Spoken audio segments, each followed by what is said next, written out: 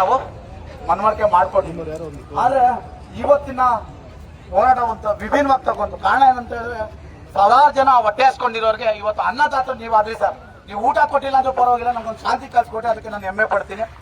ನಾನು ಇವಾಗ ಕೇಳ್ಕೊಂತ ಇರೋದು ಸಾರಿಗೆ ಇಲಾಖೆಗೆ, ಮಹಾರಾಷ್ಟ್ರ ಮಾದರಿ ಏನಾಗಿದೆ, ಆಪ್ ಮುಖಾಂತರ ಕಂಪ್ನಿ ಲೈಸೆನ್ಸ್ ಪಡೆದೇ ಹೋದವರು ಏನು ದೌರ್ಜನ್ಯ ಮಾಡ್ತಾ ಇದ್ದಾರೆ, ಅದನ್ನ ತೆಗೆದಾಕುವಂತ ವ್ಯವಸ್ಥೆಗಳನ್ನ ಮಾಡಬೇಕು. ಪ್ಯಾಸೆಂಜರ್ ಆಟೋದಲ್ಲಿ ಇವತ್ತು ಲಗೇಜ್ಗಳನ್ನ ತಗೊಂಡು ಹೋಗ್ತಾ ಇದ್ದಾರೆ ಅಂತ ಹೇಳಿದ್ರೆ, ಅಂದ್ರೆ ಸರ್ಕಾರದ ಅಧಿಕಾರಿಗಳಿಗೆ ಯಾವ ರೀತಿ ಅವರು ಬದಲಾವಣೆ ಮಾಡ್ತಾ ಇದ್ದಾರೆ, ಅಧಿಕಾರಿಗಳು ಗಮನಕ್ಕೆ ಬರ್ತಾ ಇಲ್ಲ ಅಂತ ಹೇಳಿದ್ರೆ ಇಲ್ಲಿ ಯಾರ್ಯಾರನ್ನ ಏನೇನ್ ರೀತಿ ತೊಡಗಿಸ್ಕೊಂತ ಇದ್ದಾರೆ ಅನ್ನೋದು ಕೂಡ ಮಾಹಿತಿ ತೊಳ್ಕೊಬೇಕು.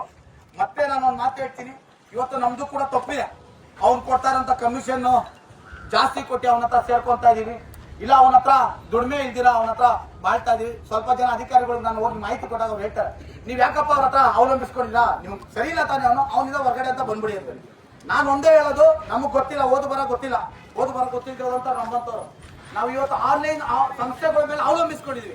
ನೀವು ಅದನ್ನ ದಿಕ್ಕಲ್ಸ್ಬಿಟ್ರೆ, ತೆಗೆದಾಕ್ಬಿಟ್ರೆ, ಪ್ಲೇಸ್ಟೋರ್ ತೆಗೆದಾಕ್ಬಿಟ್ರೆ ನಮ್ಮ ಜೀವನ ನಾವು ಕಟ್ಕೊಳ್ಳೋಂಥ ಶಕ್ತಿ ನಮ್ಗಿದೆ.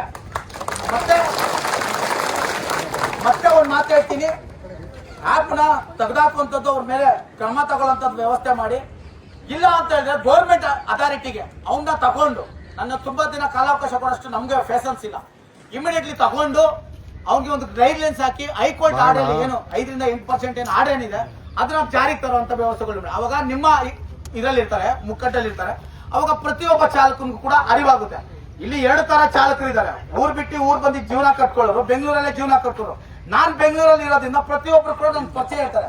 ಊರ್ ಬಿಟ್ಟು ಬಂದವ್ನಿಗೆ ಯಾರು ಪರಿಚಯ ಇರಲ್ಲ, ಅವನು ಈ ತರ ಆನ್ಲೈನ್ ಸಂಸ್ಥೆ ಮೇಲೆ ಅವಲಂಬಿಸ್ಕೊಳ್ಬೇಕಾದ್ರೆ. ಆ ಕಾರಣದಿಂದ ತೆಗೆದಾಕಿ ಬೇಡ ಅಂತ ಹೇಳಲ್ಲ. ಇಲ್ಲ ಅಂತ ಹೇಳಿದ್ರೆ ಗೌರ್ಮೆಂಟ್ ಲೆಕ್ಕಾಚಾರದಲ್ಲಿ ಸೇರಿಸ್ಕೊಳ್ಳಿ. ನಮ್ಗೆ 4 ದಿನ ಕಷ್ಟ ಆಗ್ಬೋದು, 400 ದಿನ ಕಷ್ಟ ಆಗ್ಬೋದು, ಅದಾದ್ಮೇಲೆ ನಾವು ಕೂಡ ಹೊಂದಾಣಿಕೆ ಆಗೋತೀವಿ.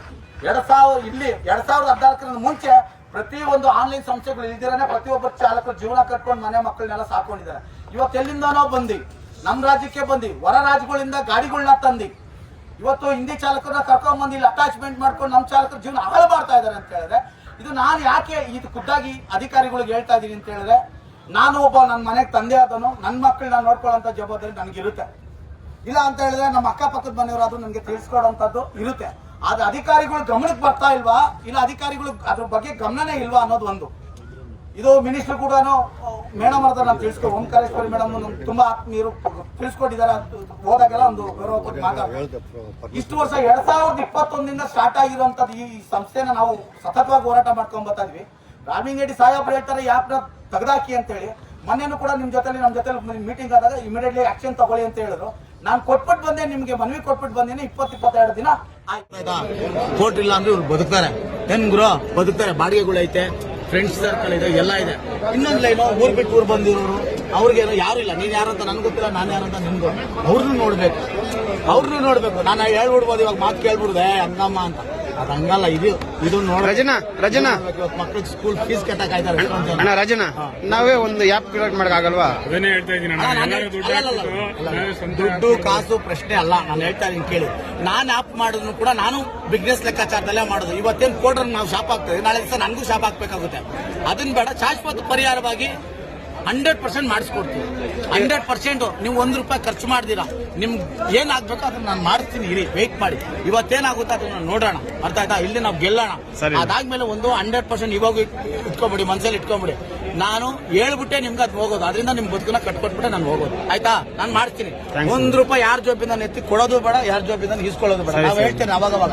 ನನಗಂತೂ ಕೊಡೋ ಶಕ್ತಿ ಇಲ್ಲಪ್ಪ, ಕೇಳೋ ಶಕ್ತಿನೂ ಇಲ್ಲ. ಕೇಳಂಗಿದ್ರೆ ಎಲ್ಲಾರ ಹತ್ರನೂ ಹಾಕೊಂಡು ಬೆಳಗ್ಗೆ ಬಿರಿಯಾನಿ ತರ್ಸ್ ಮಾಡ್ಬಿಡ್ಬೋದಾಗಿತ್ತು ಅಲ್ವಾ?